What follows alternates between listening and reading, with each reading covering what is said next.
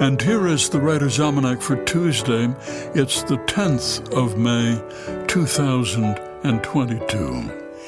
It's the birthday of Mother Maybelle Carter, born near Nicholsville, Western Virginia, 1909.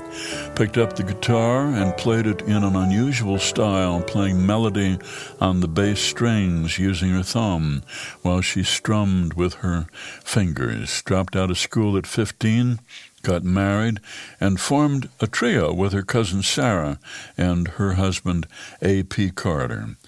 Maybelle was 7 months pregnant when they went off to Bristol, Tennessee, to record for the Victor Talking Machine Company above a hat shop in Bristol. They recorded some songs: Single Girl, Married Girl, Wandering Boy. They were promised 2.5 cents per single, and those records sold nearly 300,000 copies. It was on this day, 1924, J. Edgar Hoover was named acting director of the FBI. He made it his mission to separate the FBI from politics. He fired anyone who was a political appointee. He instituted rigorous interviews, background checks, physical tests. At one point, it was said to be harder to get into the FBI than to get into an Ivy League college.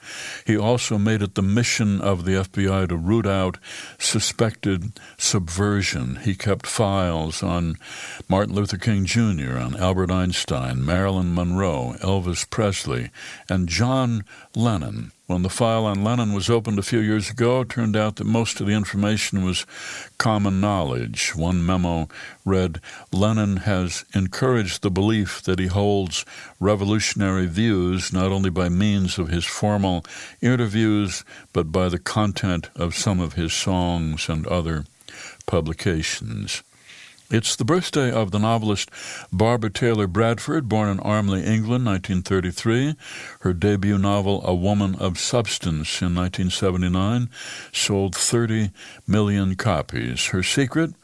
Write about smart, conflicted, powerful, and attractive women. It's the birthday of the astronomer Cecilia Payne-Kapuskin, born in Wendover, England, 1900, first woman to get a Ph.D. in astronomy at Harvard, where several years before Annie Jump Cannon and her fellow female colleagues had catalogued over 200,000 stars. Payne-Kapuskin was a role model for Joan Feynman, who went on to become an astrophysicist and uncovered the origins of the Northern Lights. 1872, Victoria Claflin Woodhull became the first woman candidate for president, though women were not allowed to vote at the time. And it's the birthday of Fred Astaire in Omaha, 1899. Here's a poem for today by Faith Sharon, entitled The Name of a Fish. If winter is a house, then summer is a window in the bedroom of that house.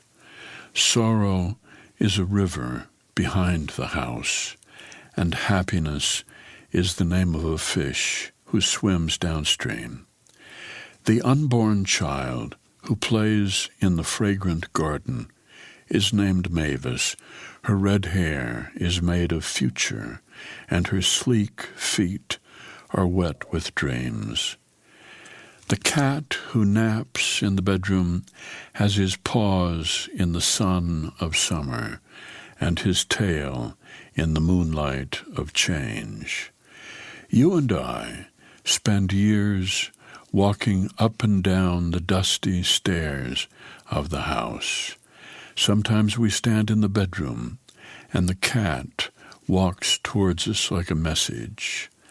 Sometimes we pick dandelions from the garden and watch their white heads blow open in our hands.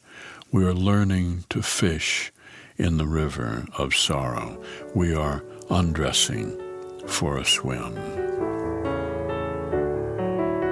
The Name of a Fish, a poem by Faith Sharon from The Owl Question, published by Utah State University Press and used by permission here in the Writer's Almanac. Be well, do good work, and keep in touch.